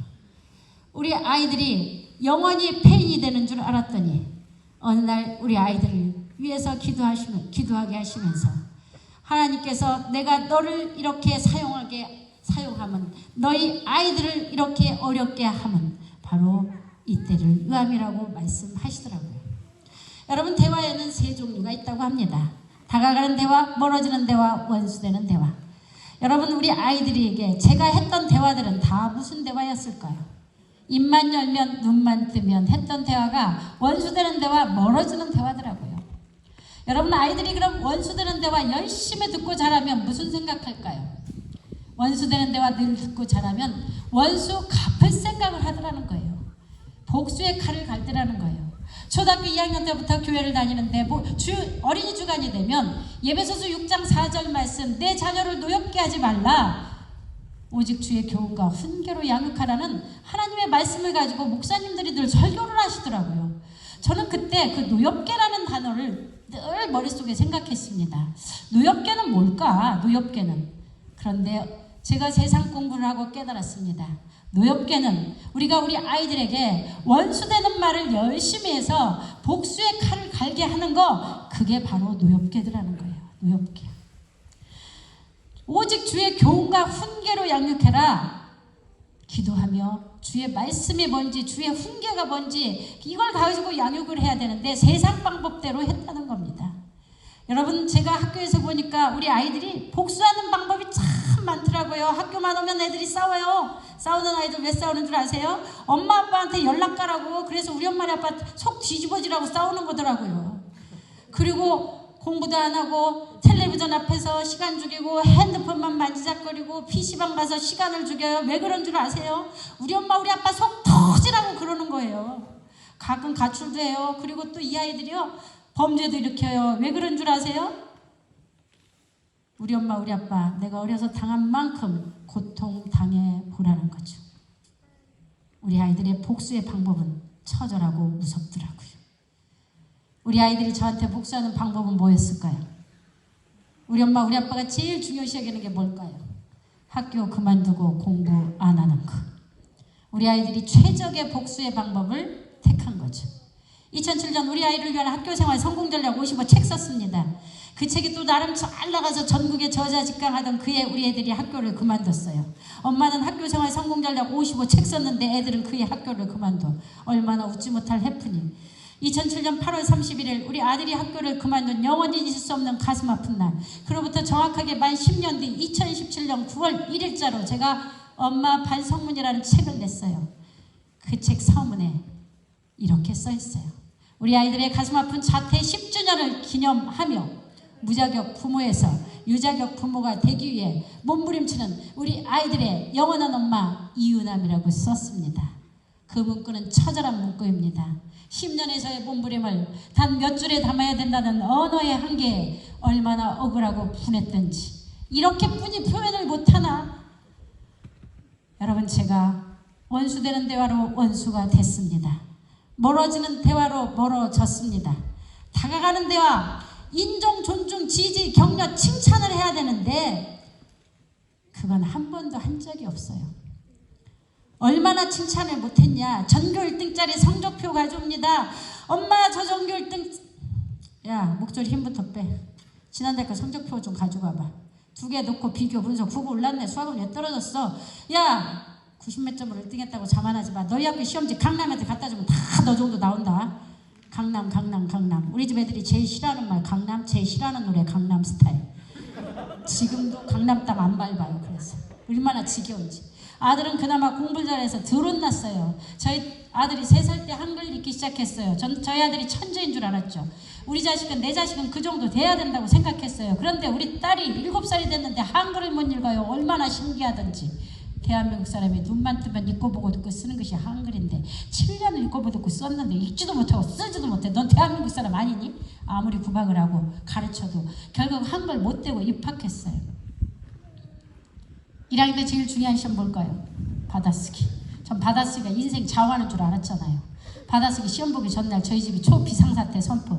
아이 데리고 연습 들어갑니다. 1번 나, 2번 너, 3번 우리, 4번 대한민국. 9시 넘어가면 엄마 졸려서 못하겠어요. 저 잠 좀 자게 해주세요. 잠이 오냐? 가 세수하고 와. 7살짜리 딸을 수험생 공부시키듯이 공부시켰잖아요.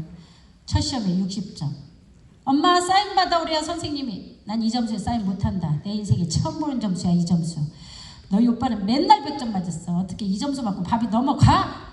야, 우리 친정 식구들은 다 공부 잘했어. 넌 도대체 누구 닮았니? 누가 쳐다봤을까요? 시댁 식구 다 째려봐.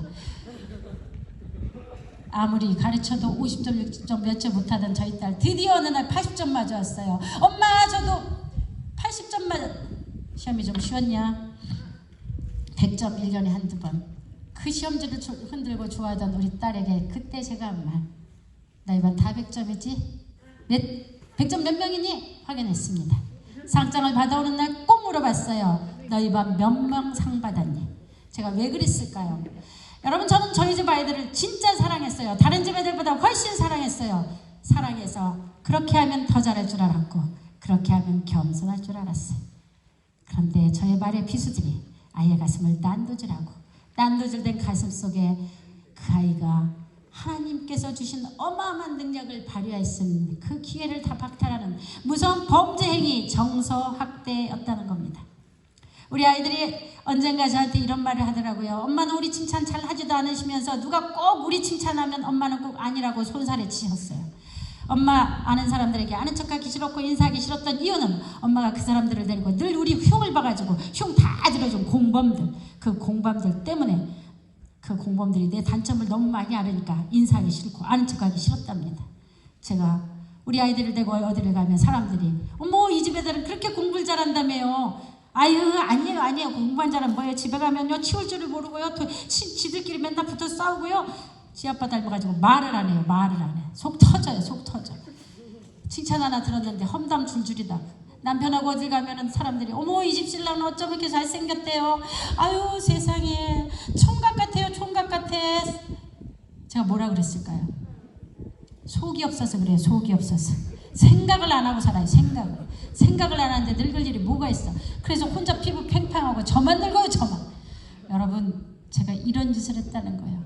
인정, 존중, 지지, 격려, 칭찬이 이게 진짜 중요한데 그걸 안 하고 살았어요.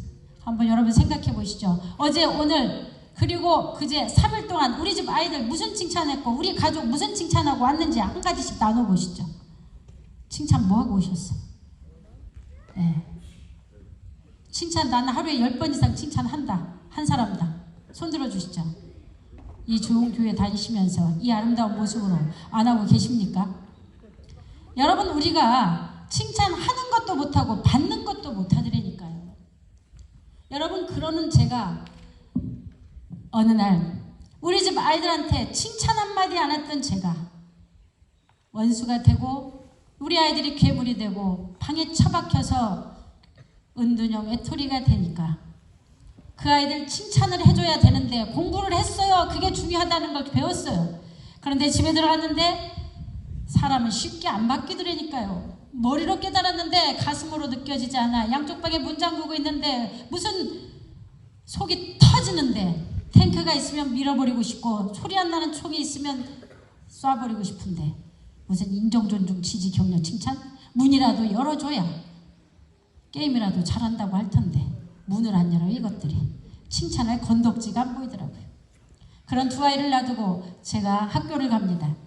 학교에 가서 교단에선 제 심정, 내 자식도 못 가르치는 주제에 남의 자식 잘 가르치겠다고 여기 서 있나? 그 자괴감이란 이루 말할 수가 없었습니다. 학교 그만두고 싶은데 남편 사업까지 부도가 나고 저는 가장이 되어버렸습니다. 그리고 남편은 지방으로 사채업자에 쫓겨 도망다니고 어느 날부터 전화도 끊겨가지고 연락도 되지 않습니다. 그 모든 고통을 저 혼자 다 감당을 할 때 얼마나 제가 기가 막혔던지 저녁마다 무릎 꿇고 한 기도, 하나님 내일 아침에는 저 천국에 있게 해주세요. 저 천국에 있게 해주세요. 그렇게 기도하고 눈물로 지새우며 이 새벽 시간을 맞이합니다. 그 새벽을 맞이할 때 제 심장을 두드리며 하나님, 다른 사람은 심장마비 잘 걸리던데 제 심장은 이렇게 튼튼하게 만드셔서 심장이 멈추지도 않게 만드셨습니까? 그리고 제가 눈물을 흘리며 교회에 가서 기도하고 있으면 모든 사람들이 거의 다 가고 나면 대성통곡을 하는데 늦게 가시는 몇 분들 권사님, 장로님들이 제 등을 두드리시더라고요. 집사님 크게 쓰시려고 그래.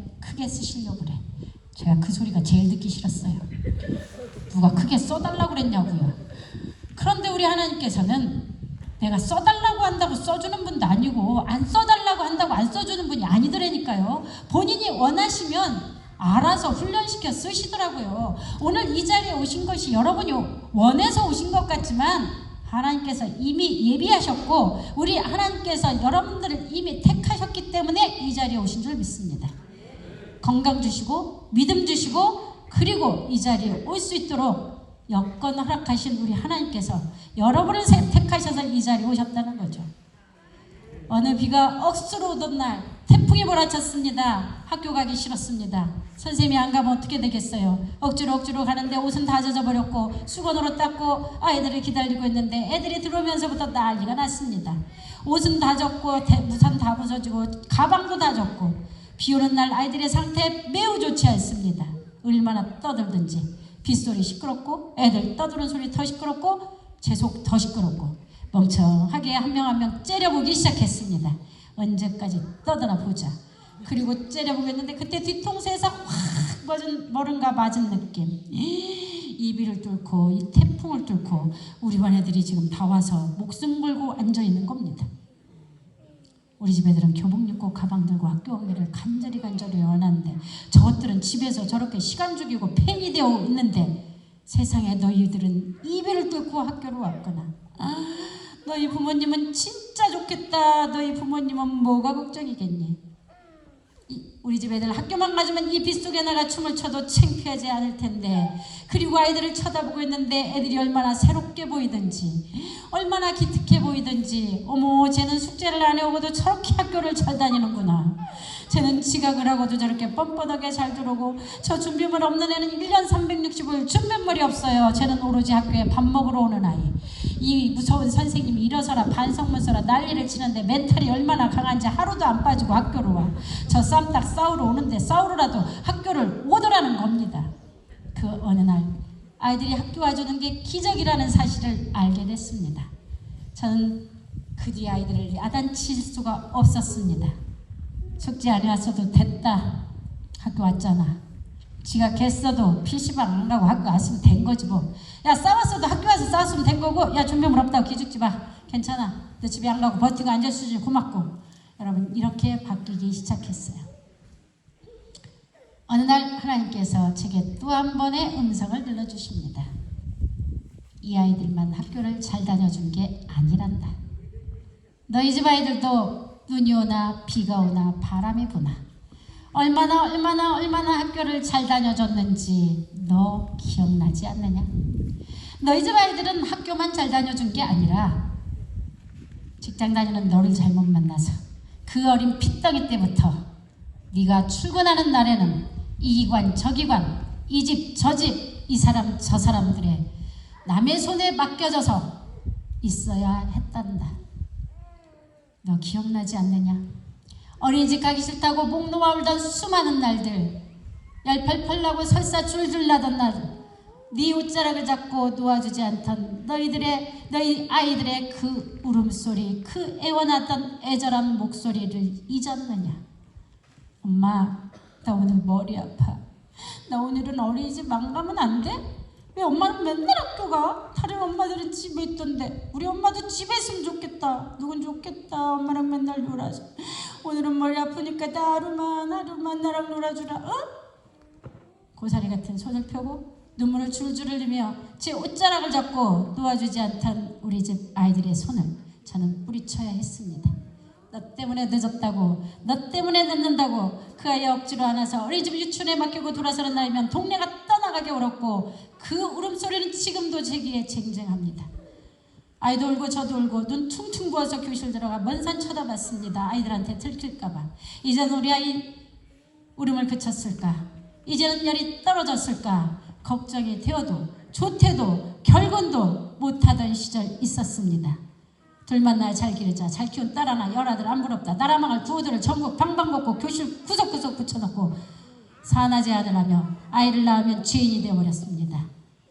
생육하고 번성하라는 하나님의 명령을 어기면서 남자들 예비군 훈련 가면 불임수술시켜서 일찍 보냈던 그 시절의 어리석은 행위가 지금의 인구재앙을 맞들지 어찌 알았을까요? 그 시절에 태어난 우리 집 애들이 어렵고 힘들게 자라야 했습니다. 어린이 유치원만 그렇게 다녔을까요? 학교 다닐 때는 어떻게 다녔을까요? 엄마도 없는 텅 빈 집, 지 혼자 문 따고 들어간 날 수두룩했습니다. 그리고 학교 끝나고 그 지친 몸을 이끌고 집에 돌아와서 물 마실 시간, 간식 먹을 시간도 없이 다시 학원 가방을 들고 학원으로 달려가야 했습니다. 학원 갔다 오면 어떻게 했을까요? 쉬고 싶은데 놀고 싶은데 엄마 눈치 아빠 눈치 보느라고 다시 골방에 처박혀서 하기 싫은 숙제를 해야 했고 풀기 싫은 문제집을 풀어야 했고 읽기 싫은 책을 읽어야 했습니다. 이것이 단순히 우리 아이들만의 이야기일까요? 그 시대의 수많은 부모님들이 이것이 미래를 위한다는 명분으로 그렇게 눈 한 번 제대로 마주쳐주지 않고 아이한테 귀 한 번, 그 아이들 목소리에 귀 한 번 기울여주지 않고 그게 잘 키우는 거라고 착각하면서 그렇게 키웠다는 거죠. 여러분, 그게 우리 시대의 이야기인 줄 알았는데 젊은 부부들이 본 게 그것뿐이 없다 보니 우리보다 더하면 더했지 덜하지 않는다는 사실이 가슴이 아파서 오늘 여러분과 같이 이렇게 나누었는데 그 어느 날 제가 이걸 깨닫고 나니까 우리 집 애들한테 얼마나 미안하든지 얘들아 미안해, 얘들아 미안해, 이 엄마를 용서해다오. 그 말을 해주고 싶었는데 문이 잠겨 있어 그 말도 못하고 문 밖에 서서 하염없이 눈물을 흘렸습니다. 그런데 하나님께서는 우리에게 텔레파시라는 기적과 같은 선물을 주시더라고요. 말하지 못했는데 제 마음을 어찌 알았을까요? 어느 날 우리 아이들의 방문이 이게 풀려 있었다는 겁니다. 어찌나 감사하든지 얘들아 방문 풀어줘서 고마워. 그리고 며칠이 지났는지 문이 빼꼼히 열리기 시작. 얼마 만에 보는 아이들의 얼굴인지 얘들아 너희 얼굴 보여주니 고마워.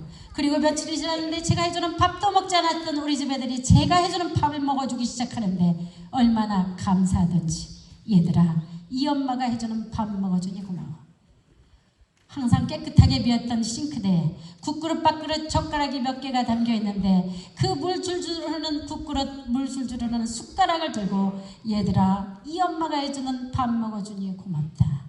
그리고 눈물 줄줄 흘리고 있는데 그때 제게 주신 말씀이 데살로니가전서 5장 16절에서 18절 말씀. 항상 기뻐하라, 쉬지 말고 기도하라, 범사에 감사하라. 이는 그리스도 예수 안에서 너희를 향하신 하나님의 뜻이니라. 여러분 제가 그 좋은 집에서 살았습니다. 그리고 그 좋은 차 탔습니다. 그리고 잘 나가는 남편, 잘 나가는 아이들, 잘 나가는 죄를 주셨지만 우리 집 아이들에게 저희 남편에게 한 번도 감사할 줄 몰랐고 인정하고 칭찬하고 지지할 줄 몰랐고 하나님께 감사할 줄 몰랐습니다. 더 좋은 집, 더 좋은 차 타기 위해 애를 쓰고 몸부림을 치며 애들을 잡았더니 그 모든 게 다 날아가더라고요. 바람에 나는 겨와같이. 그리고 그 어느 날 그 싱크대 앞에서 하나님께서 주신 그 말씀을 보고 그 뒤에 저는 모든 걸 감사하는데 지금 무엇을 감사하고 살까요? 제가 전기를 몇 번 잘릴 뻔했습니다. 전화벨이 울릴 때마다 심장이 벌렁거렸습니다. 한전에서 오는 전화를 받은. 그런데 지금은 마음껏 전화 받을 수 있다는 사실 감사하고 있습니다. 매일 아침 일어나서 내 마음대로 스위치를 올려서 형광등이 아닌 LED 등 마음대로 켤 수 있다는 사실 감사합니다. 여러분 제가 가스를 3번 잘려봤습니다. 지하 셋방에 살면서 돈이 없어가지고 그 가스비를 못 냈더니 가스를 자르더라고요. 블루스타 빌려다가 밥 해먹은 적 있었습니다. 그런데 지금은 블루스타도 아닌 가스렌지도 아닌 인덕션에 밥 먹게 해주신 저희 하나님께 감사하고 있습니다. 지금은 우리 아이들이 건강한 사연이 되었다는 것, 페인으로 게임 중독 그 아이들이 아닌 지금은 건강한 사연이 되었다는 걸 감사하고 있습니다. 제가 이렇게 감사했더니 우리 집 아이들이 어느 날부터 바깥으로 나와서 움직이고 어느 날 보니 인터넷 검색합니다. 뭐 찾아봤더니 검정고시 날짜 확인. 그리고 열심히 공부를 하더니 덜컥 둘이 동시 고시 패스를 하고 왔습니다. 검정고시. 그리고 얼마 뒤 수능 시험 보러 왔습니다. 수능은 찍고 왔다고 하더라고요. 수능은 찍고 왔는데 저는 한 번도 우리 집 아이들 수능 성적을 물어본 적이 없습니다. 왜 안 물어봤을까요? 수능 봐줬다는 사실이 감사해서. 1년에 300명 이상의 청소년들이 자살을 하기 위해 자살 시도를 하고 자살을 하는 나라에서 17년, 18년 동안 목숨 내버리지 않고 자살하지 않고 살아있다는 사실이 감사해서 저는 우리 아이들 수능 성적 지금도 알지 못합니다. 알려고 하지도 않았습니다. 여러분 그리고 또 하나 알게 된 사실, 수능 찍고 와도 대한민국 갈 수 있는 대학이 수두룩하다는 사실. 찍고 온 실력으로 저희 아들은 3개 대학 합격, 딸은 2개 대학 합격. 명문대학은 아니지만 그게 뭐가 중요하겠습니까? 여러분 우리 집 아이들은 그 뒤에 원하는 거 하게 해줬습니다. 돈, 지, 명예가 아닌 하나님이 원하시는 거, 그 아이가 믿음이 성장하는 거, 그리고 그 아이가 목숨 해하지 않는 거, 남에게 해끼치는 일이 아니라면 원하는 거 다 해봐라. 엄마는 뭘 도와줄까? 그렇게 했더니 두 아이는 지금 저희 딸은 미국에 가서 심리학 공부를 하고 돌아와서 엄마 노를 완전 보장해 주겠다고 그래서 믿었더니 놀게 해주고 사람 만나게 해주고 하고 싶은 거 하게 해줬더니 배신을 때리고 지금은 시집을 가서 천안에서 저희 손주 36개월 된 손주를 잘 키워주고 있습니다. 종족 보존의 거룩한 의무, 생육하고 번성하는 하나님의 명령에 순종하는 저희 딸이 자랑스럽습니다. 저희 아들은 찍고 온 실력으로 휴학도 하고 그리고 학사 경고도 받고 난리를 치더니 지금은 오늘 저희 교회 총전도 주일입니다. 거기에 1부, 2부 찬양 인도를 하는 아이가 되었습니다. 그리고 저희 가족의 믿음의 용사가 되어서 믿음의 대표 선수가 되어서 저희 가정의 그런 그야말로 감사하는 아들이 되었습니다. 여러분 혹시 고난을 통과하고 계시는 분이 계십니까? 이건 하나님께서 축복을 주기 위한 사인입니다. 하나님께 돌아오라는, 하나님께 기도하라는 그런 시간입니다. 오늘 이 자리에 오신 새로 오신 여러분들 진심으로 환영하고 저와 함께 천국에서 만날 날을 기다리겠습니다. 여러분 감사합니다. 고맙습니다. 사랑합니다.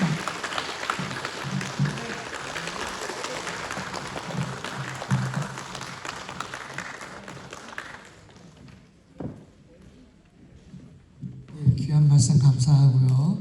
우리 찬양 아주 먼 옛날 하늘에서는 헌금성으로 찬양하고 제가 기도하고 축도함으로 예배를 마치도록 하겠습니다.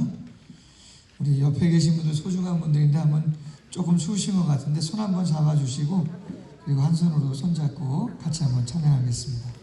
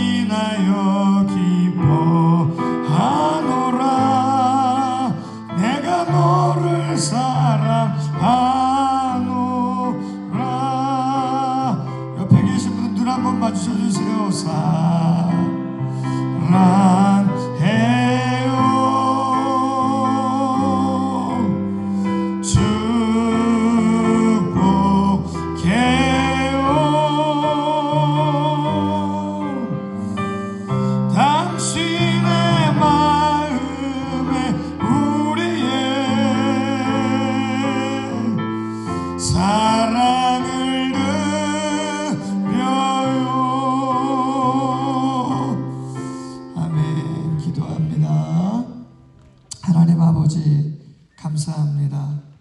귀한 권사님 이곳까지 보내주시고 우리의 가정의 모습들, 우리 부모님과 사랑하는 자녀들의, 형제들의 지난 과거에 혹 지금의 안타까운 그 마음의 감정들을 간증으로 다시 한번 되새겨보게 하시는 것 감사함을 드립니다.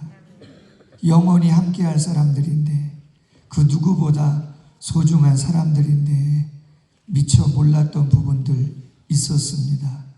혹은 알면서도 잘 되지 않고 반복적인 부분들 있었습니다.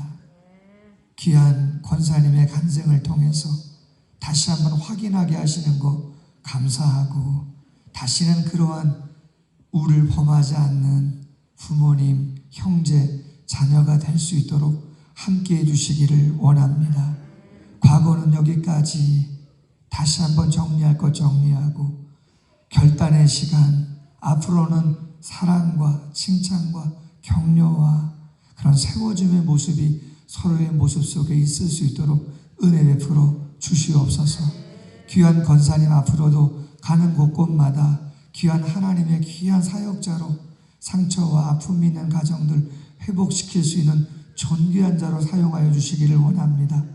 귀한 절차에 따라 예물 드려 싸우니 영광 받아주시고 가정마다 가정경제에 축복하시고 기도의 제목 위에 은혜 베풀어 주시옵소서. 남은 시간도 하나님께서 영광 받으시고 축복의 시간 될 수 있도록 함께하여 주옵소서. 이제는 주 예수 그리스도의 크신 은혜와 아버지 하나님의 크신 사랑과 성령의 교통이 이 시간 이 자리에 함께하는 모든 사랑하는 성도님들 머리 위에 가정 위에 앞날 위에 이제부터 영원토록 항상 함께 있을지어다. 아멘.